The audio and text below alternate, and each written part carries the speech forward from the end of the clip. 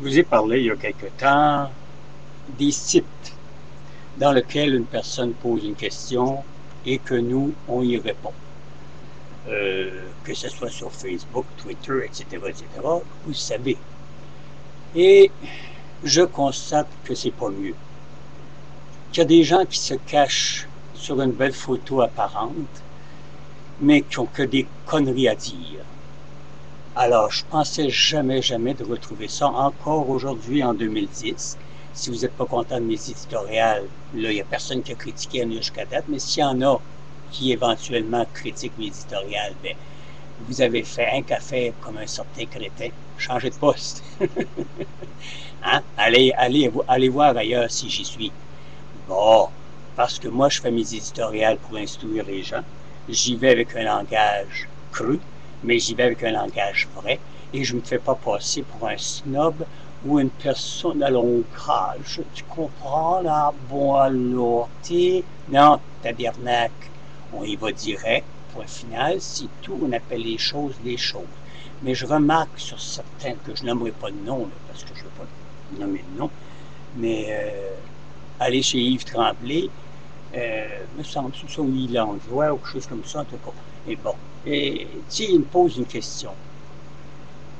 Et évidemment, j'ai répliqué, mais mon droit est bien valorant, parce que j'ai le droit de répliquer, j'ai le droit de dire ce que je pense. Ça ne veut pas dire que je suis pas dans l'erreur. Je peux être dans l'erreur, ça c'est sûr et certain. Mais j'ai le droit de dire moi aussi.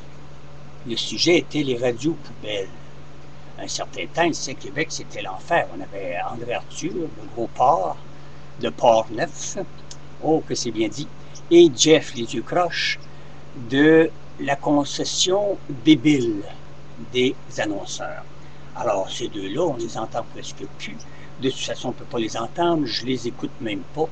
On a été assez écœurés ici à Québec de ces deux crapules-là, qui ont été même à Montréal, puis ils ont été retournés à Québec. Ça vous donne une idée comment est-ce que même Montréal ne veut pas nos annonceurs poubelles. Mais ça, j'ai le droit de le dire. Et Jeff a le droit d'être sur une télévision ou une radio satellite. Comprenez-vous? Il a le droit de vomir sur les gens. Et il nous montre comme ça. Sa mère, au lieu de faire une tâche dans le lit, elle a fait une tâche dans la société. Et c'est devenu Jeff, Jean-François Filion. Jeff Filion. Comprenez-vous? Bon, ben, c'est sa vie. S'il veut vivre en niaiseux comme ça, ben, tant mieux. Mais qui ne viennent pas nous écœurer, qui ne viennent pas faire de la diffamation. Moi, quand je fais mes éditoriales, je dis la vérité. Je dis les choses, je les appelle comme ils sont. Mais lui et Arthur, une secousse, c'était bien l'enfer, c'était épouvantable à Québec. Alors, Montréal, vous étiez bien maudit de ne pas avoir ces deux poubelles-là. Mais, que voulez-vous, ça se répand. Et là, ben, les gens qui aiment écouter ces oreilles-là, c'est à se demander, là, si c'est pas du semblable ou du pareil au même.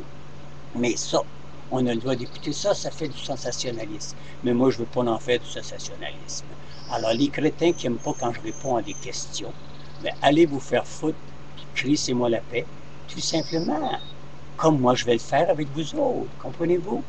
Hein? Les clowns de service, les pacatilles ou les étrons de la mer qui s'égarent parmi les vidanges de la ville. Adieu, gang de crétins.